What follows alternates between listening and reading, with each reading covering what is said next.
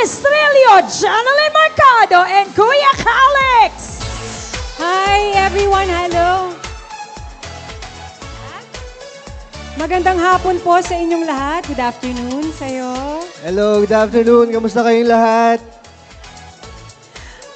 Good afternoon, upo po tayo. Welcome po sa ating sala. Okay. May sofa pala dito sa Yun. Robinson Ermita, no? Correct. Ang absolute village nga, ika nga, no? Hi, Daddy Dennis, Mommy Jen. Hi, Kuya Calix. Hello. It's nice to see you again. O, diba? Kamusta naman kayo today? How are you guys feeling? Alam ko, sobrang excited ang lahat. And to have you with us together with our absolute fam. Kamusta ang mga buhay-buhay? Okay naman ito, medyo relax lang kasi family day. Excited din kami na makita silang lahat na nandito ngayon. At sinamahan nyo kami, kaya maraming salamat sa oras po ninyo. Thank you. Yes. Sa lahat po ng mga nandito ngayon para samahan kami ngayong hapon, maraming salamat po. Hello sa inyo dyan, yung mga nasa taas. Hello po, magandang hapon sa inyo. Grabe, Mami Jen, Daddy Dennis at Kuya Calix. That's great to hear. At syempre, hindi lang po kayo talaga yung excited. Kanina pa kaming 10 a.m. dito lahat. Aga. O, diba? Kayo nagbukas Kami ng- nagbukas. Totoo yun. Eto na, at syempre live din tayo online. Napapanood nila tayo. Nakita ko nga sa kanina, mga ang dami ng nanonood. viewers. Kaya, Correct. hello sa lahat ng mga nanonood online. Kamusta kayo dyan? Ayan. O, diba? Pag talagang authentic lang, na bumabati agad-agad eh. Ganyan tayo eh. Thank you, syempre. Curious lang ang Absolute Fam natin to know more about your family, diba? Are you ready? Let's start? Ready na kami. Yeah, oh. Okay. Let's go. Siyempre, Absolute believes in supporting family welfare. Siyempre, making sure every Filipino family is cared in terms of health, wellness, security, and community. Unahin muna natin sa basics. Basics. Yes, health and wellness. Siyempre, lahat ng parents yan ang top priority. Agree? Humina, mga naka-phone na kayo. Sige, okay. How do you make, eto Mami Zen, Daddy Dennis honestly, eto, ang point of view ng daddy always is different from mommy's point of view. Di ba Mami Zen, no? Usually, may mga kanya-kanyang opinion yan. Pero, minsan, nag-a-agree rin siya sa akin. Minsan, ako rin, nag-a-agree sa kanya. Tama, kundi mababato, no? Oo. Joke lang. Oo, totoo yan. Okay. Grabe yung mababato. Joke lang, joke lang. No, that's one of the best videos that I've seen, no? Na hindi ko kinayang gayahin. Okay, eto na. How do you make health a priority for your family despite your busy schedules? Pag nagsasabay ang Mommy Jen at Daddy Dennis, paano? Health talaga. And, yun nga, katulad na sabi mo, number one, priority namin yung health. Pag sinabi mo na health, medyo malawak yun. Marami, di ba? Merong mental health, physical health.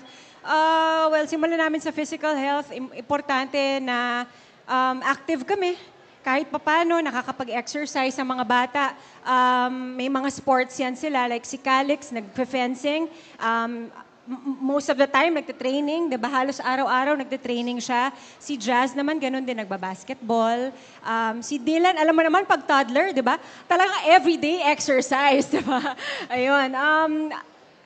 Yung nutrition, kailangan balance yung nutrition. Tsaka si Mommy Jen, lagi yan nagpapaalala ng vitamins everyday. Yun, Supplements. Oo, kasi syempre, minsan, lalo na kami, pagka nasa taping, hindi namin nakokontrol yung mga pwede namin kainin. Like, kung ano yung sinaserve sa amin sa taping, yung kinakain ng lahat sa taping, yun din yung kakainin namin. So parang medyo pang-push lang, alam mo yun, tulong lang para merong enough na nutrients and vitamins nun sa katawan namin. Tama. Ang galing naman nun, no? And I think lahat tayo ginagawa yun. So yes, perfect talaga yung support. Di ba, Mami Zen? Ayos yun. Yung paulit-ulit na paalala. Everyday yan, walang tigil ng kakakulit. Medyo nakukulitan na nga sila. Pero syempre, importante, di ba, para lalo na ngayon uso yung sakit. Ito nga ako, may konting sniffles. Pero yun nga, kaya pa rin. At least nakakatayo pa rin tayo. Hindi halata diba? sa fresh si Mami Jen, di ba? may sakit pa yan. Oo! Di ba? Hindi mo naman nakalain. Ngayon naman, let's talk about something na mas magiging open na rin sa families right now. I mean, before it was really a stigma, no? May stigma to before. Mental health. importante na rin po to lalo sa mga kabataan. Oo, Di ngayon, ba? napaka-importante yun na kailangan maging mindful tayo sa ating mental health.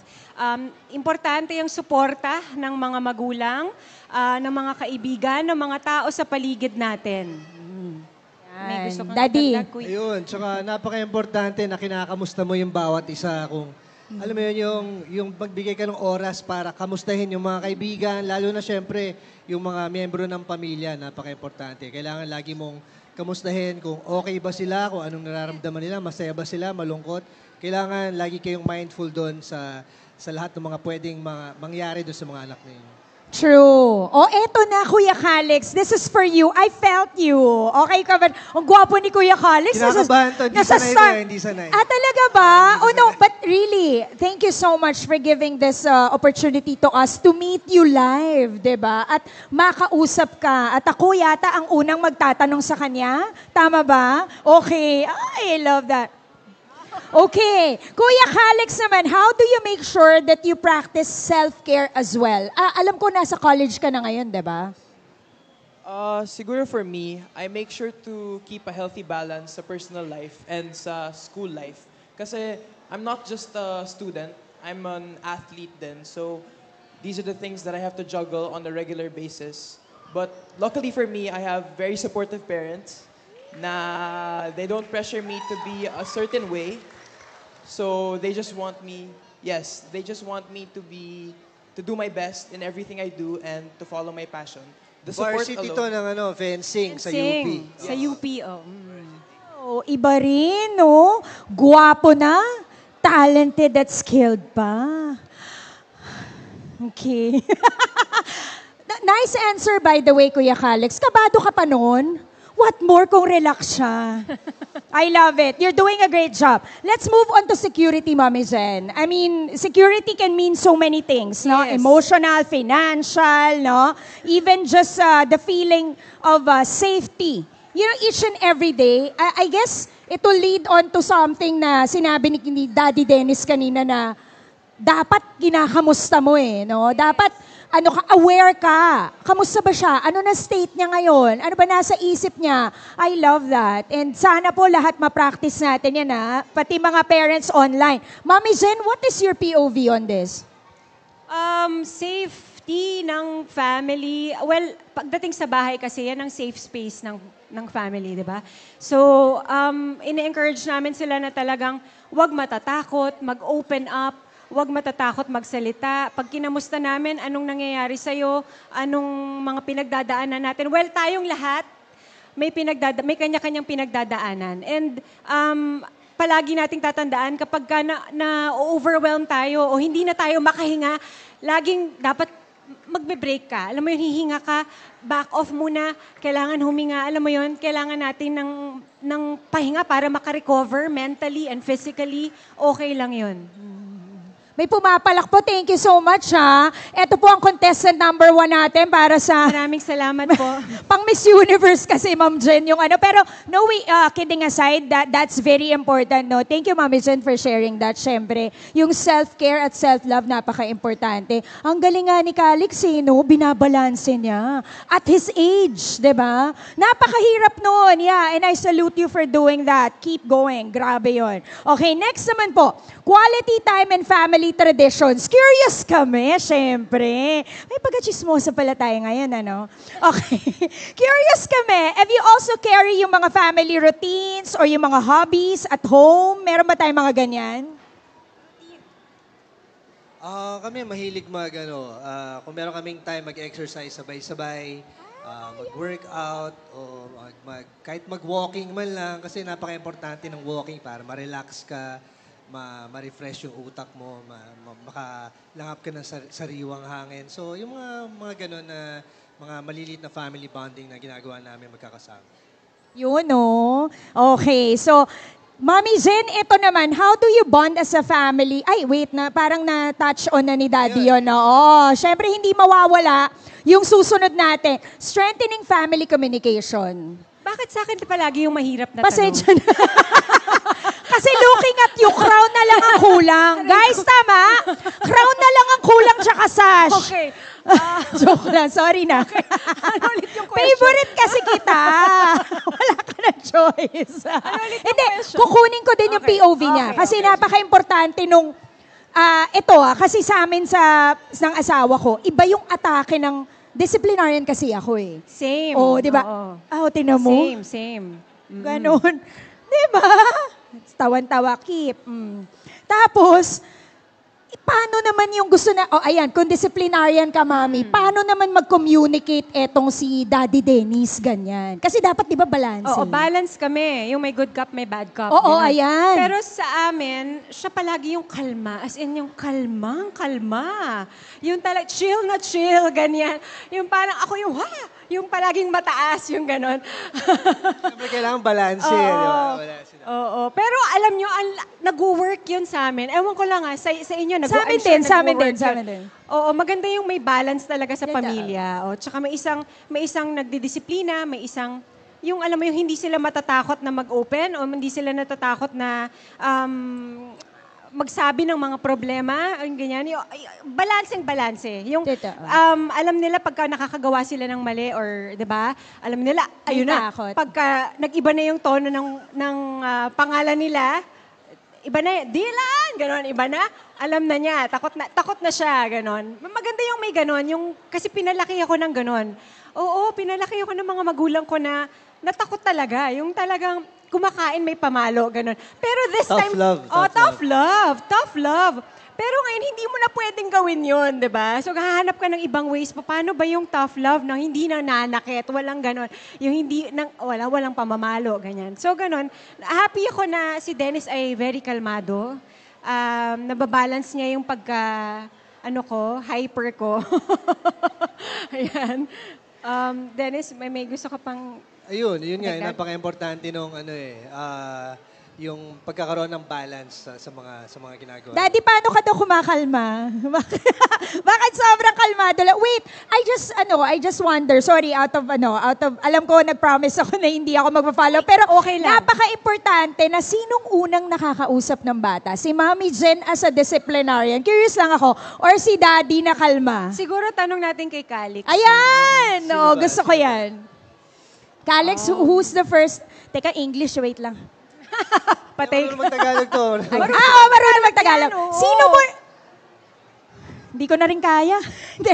Sino na uuna? Si Daddy Dennis? When you have an experience at in the Like a problem. Pag may pinapahirapan ko problem ako. sarili ko eh. Oo, yeah. Go. Who? It depends talaga eh. Kasi It depends. both of them are... No, who? Sino na uuna? You know, you're talking to, wait, I have to talk to my mom first? Or, no, she might get angry. Wait, I have to, Usually ganito, tutulungan ko si Calix. Pag nag-message si Calix kay Dennis, So, nauna si ganyan, Daddy. ganyan. Yes. Pero ang Daddy, ipapasa sa akin, ano bang gagawin ko dito? Ganon. Okay. Tapos mamaya magme-message na ako, Calix, ganito yan.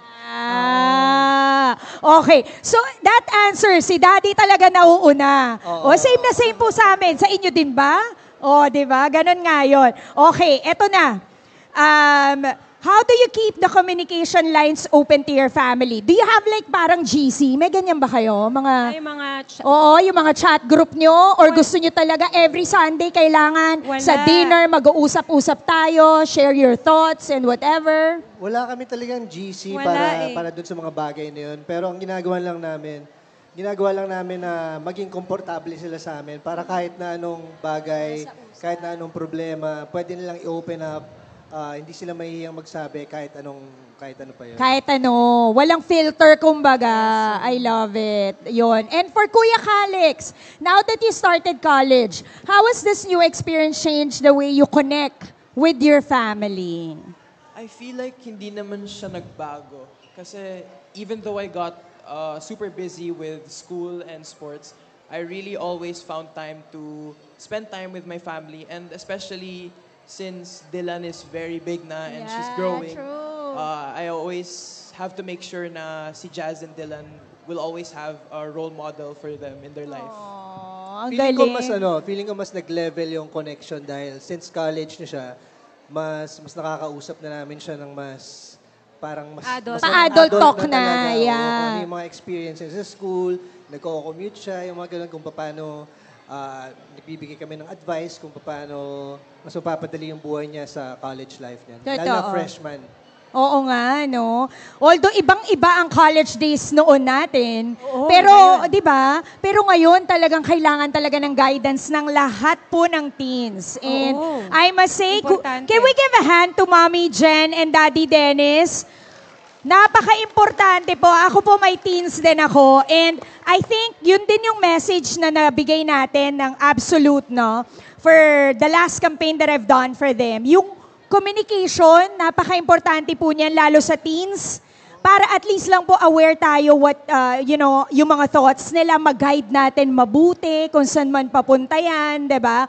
Masuportahan natin. Again, we're not the one deciding, but syempre, support. Yun naman ang nagustuhan ko sa Dengen. Ibang klase yung supporta niyo. And of course, thank you so much no, for sharing your thoughts, Dengen and Kuya Calix. Thank you. Can we give them a hand one more time? Ang dami natin natutunan, no? I'm sure our Absolute fam here pick up some inspiration to the answers as well. Yes. And at this moment, no, for our meaningful Q&A, let's swatch it up, no? And get to know Dengen in a lighter and more playful way. Yes! Ganyan may game! Mami Jen, sorry na, may mga game tayo ngayon na who's most likely to? Yan. So ngayon po, makikita nyo dyan yung mga cute